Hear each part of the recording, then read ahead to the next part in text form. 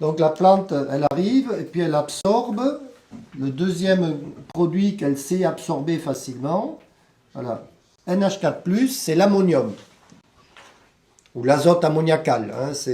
J'aime pas le mot azote ammoniacal parce qu'entre ammoniac et ammoniacal, on va toujours confondre et vous allez voir la suite.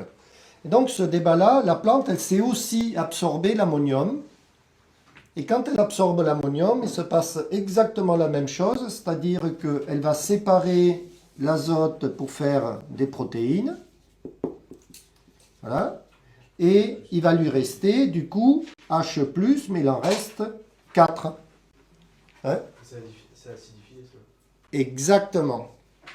Et donc, ici, tu vas avoir quelque chose qui est très intéressant. Elle sait depuis la nuit des temps gérer de l'hydrogène, puisque l'hydrogène, c'est le premier constituant de l'univers, alors que l'oxygène est un poison et un déchet de la photosynthèse. Donc elle se bagarre contre l'oxygène, alors qu'elle adore gérer l'hydrogène, la plante. Hein? Et donc l'hydrogène, aucun problème. Et là, vous allez faire des pH à 4 ou 5. C'est là-dedans que ça va se jouer.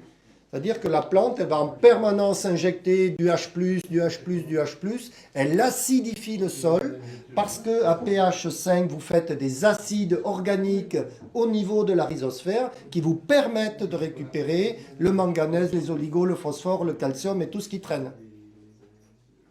Ok? Et donc là, tu dis, waouh, ok, c'est bon. Donc, c'est super. Et il se passe un autre truc extraordinaire en présence d'ammonium. Lequel? Si là, j'ai les chloroplastes qui nagent dans l'eau, en fait, là, ils vont tous se regrouper très facilement, en fait. Pourquoi? Parce qu'il va falloir 3 fois moins d'eau que dans ce cas-là. Et donc des plantes qui vont finalement beaucoup mieux résister à la sécheresse, des cellules beaucoup moins gorgées d'eau, donc des chloroplastes très actifs les uns à côté des autres, donc très puissants dans la captation d'énergie solaire et des électrons, etc. et des photons. Hein. Et donc vous allez avoir des membranes solides, vous allez avoir besoin de beaucoup moins d'eau, donc résistance au stress, résistance à la sécheresse à tous les coups. D'accord?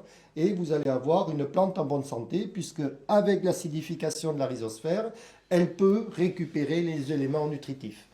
Et donc, ce qui va se passer, c'est que l'acidification, ce n'est pas un pH de sol réellement. Si on dessine une racine, allez hop, ça c'est ma radicelle que vous avez vue sur la photo. En fait, l'acidification, c'est une espèce de manchon autour de la racine. Ça fait tout au plus 1 cm à droite et à gauche, hein, tout au plus. C'est-à-dire que le pH du sol, il ne change pas beaucoup. Et là où progresse la racine, par contre, vous avez cette acidification. C'est comme un foreur. C'est-à-dire, à force d'envoyer du 4, il y a une espèce de coiffe ici, là, sur la racine. Elle injecte ces produits-là et c'est comme un trépan. Ça permet de fourrer la terre, tout simplement. Et donc, on se rend compte qu'on va avoir un problème dans nos approches de plantes fumures. Et dès que vous allez mettre des nitrates quelque part, vous allez faire une grosse connerie. Et du coup, on a continué à s'intéresser à ça, à l'azote, parce que c'est là que ça devient passionnant.